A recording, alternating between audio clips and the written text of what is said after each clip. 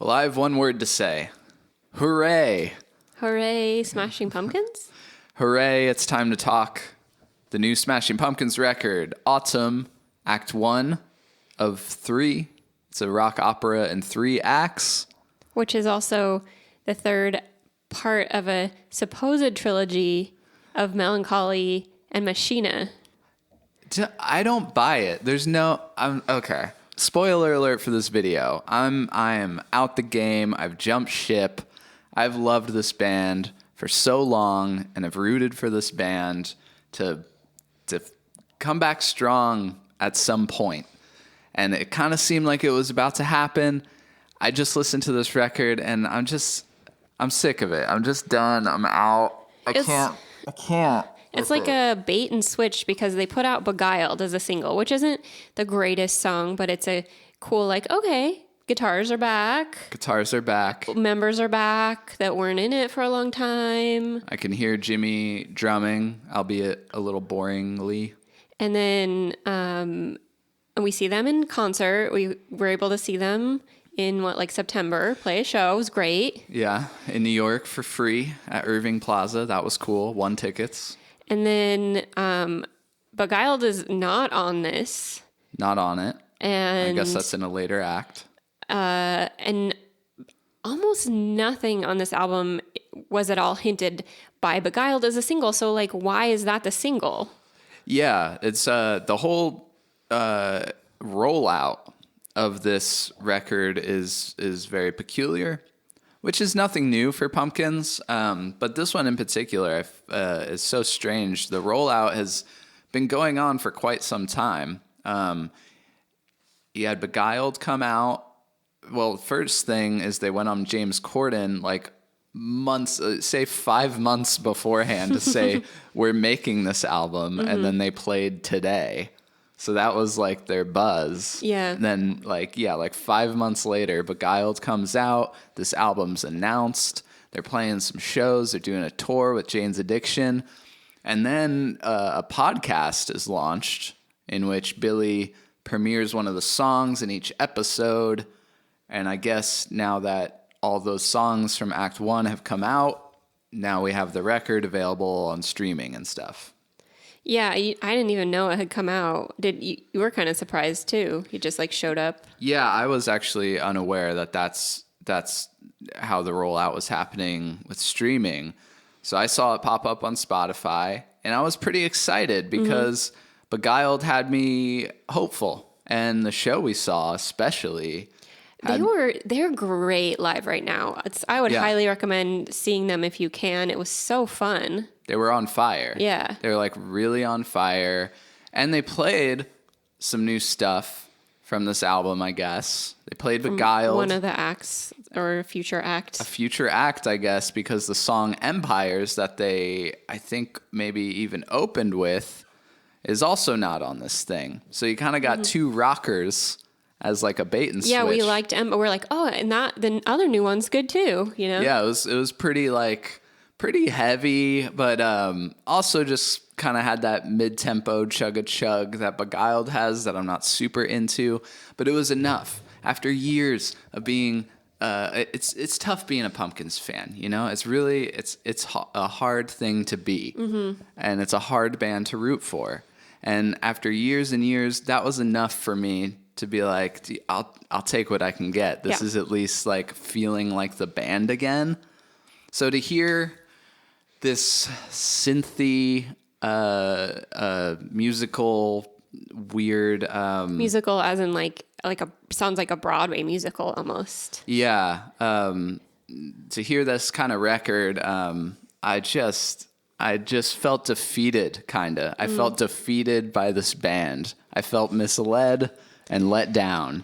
I felt misled. I'm not, this band is not something I was into my whole life like you, and so my reaction is slightly different. I mean, I don't like it. I wasn't as offended by it as you were. There were some things that I was, trying to be okay, that they're doing this, There are some positives on the record, but I think I just hit a wall with keeping track of this band and what Billy's doing and constantly being like, well, you know, there's a new thing coming, and, you know, I hear maybe it's not a return to form, but it's something, you know. But the last thing I truly, truly liked, believe it or not, was 2007 Zeitgeist. Now, I know that's an unpopular opinion. Most people would say the last thing they liked was 2000's Machina. Yeah.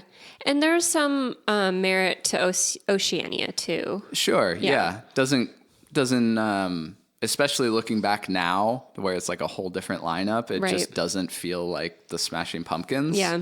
But yeah, totally. I just like, if you like to hear the word lover a lot, there's Oceania is not too bad. And if you like to hear the word lover a lot, you can listen to this record too. Yeah. He likes that word. Yeah. It's weird. It's weird. He won't let it go. Yeah, and it's been commented on a lot. So you're like, what's the... Someone tell him, please. God.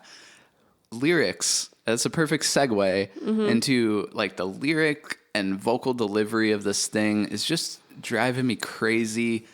He has a way of singing now that's very different from not only his heyday, but even just like, say, like 2007, 2008 singing. He just like developed this weird treatment of consonants and this over singing, over sung, but some words are almost swallowed. It's very odd. Yeah, and you know, there's not much he's even doing in another sense. There's not much he's doing on it's very much like just sort of a middle. I want to say like where it is in his range. You know what I mean? Sure. Yeah. Like there's not like highs. There's probably some highs and lows. Yeah. But Butterfly Suite has a bit of that. Yeah. It's a little bit of a rocker with a higher snarl, little hint of that. But mostly it's that like. Yeah. Not exactly like that, but that's how I hear it. That's how I remember it.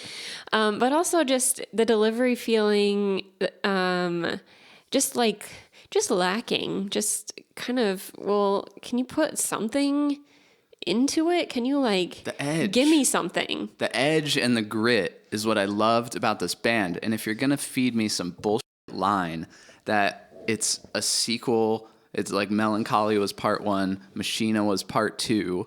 And then, like, even more confusing, there's Machina 1 and Machina 2. And now this is the third part. It's like, well, Melancholy has this ferocious attack and grit to it. And it has a lot of beauty. Same with Machina in different ways. The grit on Machina more comes from the really interesting production and detuned guitars and stuff. And then this, like, yeah, where's the bite? Where's the attitude? Yeah, this record vocally is really neither here nor there. It's not, doesn't have bite, and it doesn't have, like, particularly have any, like, longing or, you know, something more, any softer emotions either, really. Yeah, when it does kind of get soft, it just seems like, yeah, there's like, oh, you found like the most boring synth patch you could find and are singing some stuff that no one's going to connect with over it. You know, I talked about the grandioseness when we were talking about this record. Grandiosity. Grandiosity. Is the word. Yeah. Grandiosity. So one thing I was thinking about looking at the name, the way this record's being presented, the cover, the overall sound of especially the intro track, which I do like, it makes me think about the grandiose presentation of Melancholy and why that works. You look at the font and the name and the album cover of Melancholy and the Infinite Sadness, and there's this bigness and epicness to it, I guess. Mm-hmm. And then you put it on, and what you hear is, you know, something like Jelly Belly, and it's just like, you know, counteracted with stuff like Stumbling, but you have this like... even like the way he spells things and stuff in the titles is like, it comes off as pretentious, but like because it's so good, it works. Yeah, and you have like just a fierceness about it, which counteracts perfectly, and to me is kind of the Smashing Pumpkins formula. Mm-hmm. You could even maybe apply that to Siamese Dream a bit. It's sort of presented in one way and then you hear this attack to it. And that goes for guitars, for drums, for vocals, Machina as well. And then you get to this one, and it has one, it doesn't have the other. Mm-hmm. Yeah, it's all kind of bluster. And we were talking about this last night, like also like the costuming that he's doing. He's always like has a tradition of like cool ways of like dressing for concerts and stuff, like even post like Zero shirt, Yeah. And when we saw him, he looked super cool in the first video with that gown. He looks Beguiled video. Amazing. Yeah. And we saw like some photo with this like giant like skirt with like silver like artwork on it. Looks so awesome. Yeah. And like that all works. It all works. It's like the bald guy with like this gown. It's just like, yeah, I get that. Yeah. Somehow. The missing part of that formula is then the bald guy with like some makeup and a gown and a guitar gets on stage and just like goes it goes hard. Yeah. Like that's what makes it Smashing Pumpkins to me. Yeah. And then you can sort of counteract that with some softer songs or a Tonight Tonight or acoustic thing. Mm-hmm. This just, it's missing a key part of the formula. And let's get into Jimmy and James being back, because that was part of, what drew me back, got me a little excited. I think a lot of the fan base could agree. But they've been back for a couple records now. I never hear them. on the record. Yeah, guitar is guitar, and drums, both. There's a lot of electronic stuff going on. A lot of the drums sound like sampled. Mm-hmm. Like every snare hit sounds the same, like it's overly processed or was done in the studio. It doesn't feel like Jimmy playing, who in my mind is one of the greatest drummers alive, especially in rock. And then James, there's no guitar part on this record I could pick out and be like, that's James Iha. So glad he's back. Like the magic's back. Yeah, there's some guitar stuff on, and there's even some like some stuff I thought like, oh, okay, there's like a kind of a decent guitar part, but like, yeah, it's not standing out over, just any like rock guitar. It's just like, yeah, that's rock guitar. Yeah. They hit the distortion pedal. It's like, Yeah. But there's none of that. Just like, I always, when I hear a new Pumpkins thing and it's bad, I always end up jumping back and watching like old live stuff and just kind of remind myself like what it was. And here's the thing, I don't need them to be that again. I know they're not gonna put out something as insane as Melancholy again. And, they're up there in age, but if I at least had some sort of just an evolution and an evolution. Yeah. And it goes back to one of my main impressions of this album, that it just feels very inauthentic. It feels like nothing's really real on it. Nothing's really like the soul of the people who are creating it. It's just some sort of like concept that doesn't connect. I don't know. He's very hung up on he's very like focused on the story of the record in marketing, especially on his podcast. Yeah. Presenting this tale and insisting that Melancholy was also this story and Machina was this story. I know Machina kind of pretty much was a story, but to say that Melancholy was and that it was part one of this epic journey is absurd and frankly a little condescending. It's like, do you think I'm an idiot? I know this record like better than I know myself. Yeah.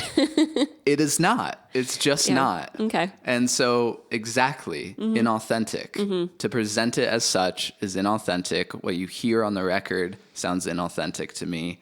And I just feel like not a soul in the world can connect with these lyrics, and that's been a problem for a while with him. Yeah, it's one thing to like write a concept album. I mean, we won't get too much into this, but like My Chemical Romance, very inspired by Smashing Pumpkins, among other bands.